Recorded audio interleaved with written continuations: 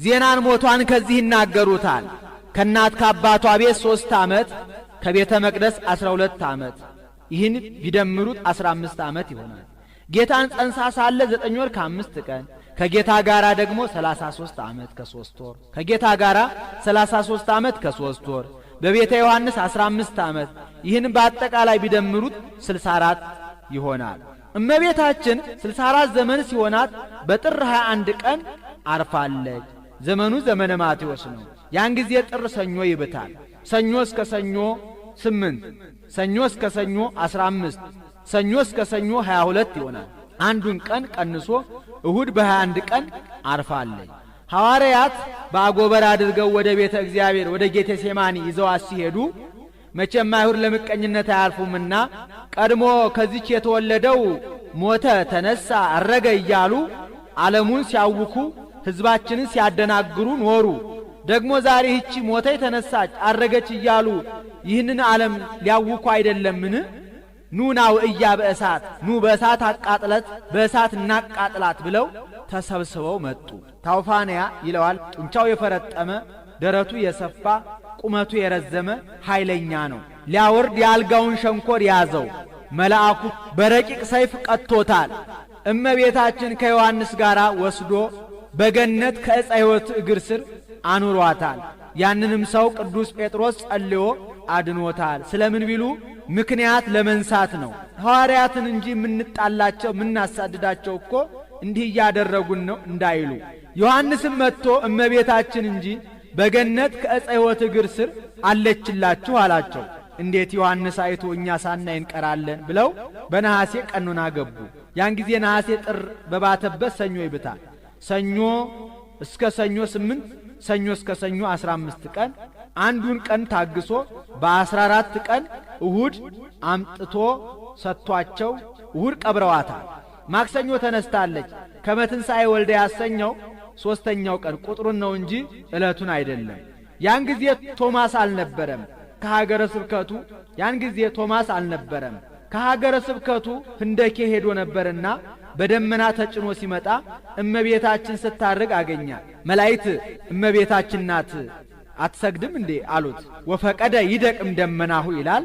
ከደመናው ሾልኮ ሊወድቅ ወደደ። ስለምን ቢሉ ተበሳይቶ ነው። ቀድሞ ልጇ ከትንሣኤው ለየኝ፣ እሷ ደግሞ ከትንሣኤዋ ትለየኝ ብሎ እመቤታችንም አይዞ ይህን እርገቴን ያየህ አንተ ብቻ ነህ፣ ሐዋርያት አላዩም እንካ ብላ የተገነዘችበትን ሰበኗን ሰጥታ ሰደደችው። እሱም መጥቶ ከሐዋርያት ጋር ጥቂት ሲጨዋወቱ ቆይቶ የእመቤታችን ነገር እንደምን ሆነ አላቸው። እሷንማ ምን ነው ሞታ ቀብረናት አሉት። መቼ ሞተች? በጥር። መች ቀበራችኋል? በነሐሴ። ሞት በጥር በነሐሴ መቃብር ብሎ ዘበተባቸው። ቅዱስ ጴጥሮስ አንተ ጥንቱን መጠራጠር ልማድህ ነው።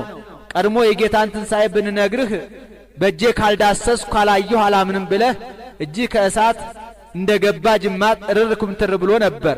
ደግሞ ዛሬ ማን ይናገር የነበረ ማን ያርዳ የቀበረ እንዲሉ አጥበን ገንዘን የቀበርናት እኛ እያለን እንዴት አልሞተችም ትለናለህ?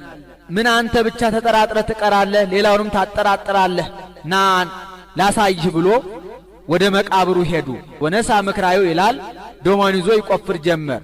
እሱም የሚረታው ነውና ጸጥ ብሎ ይመለከተዋል። ቢቆፍር አጧል። ደነገጡ።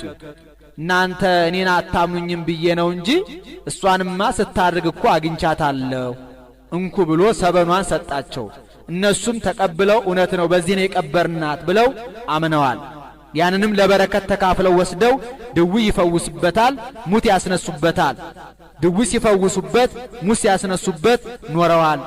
በዓመቱ ቶማስ አይቶ እንዴት እኛ እርገቷን ሳናይ እንቀራለን ብለው በነሐሴ ቀኑና ሱባኤ ይገባሉ።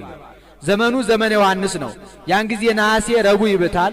ረቡዕ እስከ ረቡዕ 8 ረቡዕ እስከ ረቡዕ 15 ሐሙስ በ16 ቀን እመቤታችንን መንበር ቅዱስ ጴጥሮስን ተራዳኢ ቄስ እስጢፋኖስን ሰራኢ ዲያቆን አድርጎ ቀድሶ ቆርቦ አቁርቧቸዋል።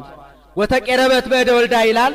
እሷም ቆርባለች። ከዚህም በኋላ ለተጸዋ ስመኪ ወለዘገብረ ተስካረኪ እምህር ለኪ ስምሽን የጠራ ዝክርሽን ያዘከረ ቤተ መቅደስሽን ያነጸ እምርልሻለሁ ብሎ ለእመቤታችን ለዘጸዋ ስመክሙ ወለዘገብረ ተስካረክሙ እምህር ለክሙ ዝክራችሁን ያዘከረ ስማችሁን የጠራ እምርላችኋለሁ ብሎ ለሐዋርያት ቃል ኪዳኑን ሰጥቷቸው ተስፋውን ነግሯቸው ሰማያ ሰማያት አርጓል።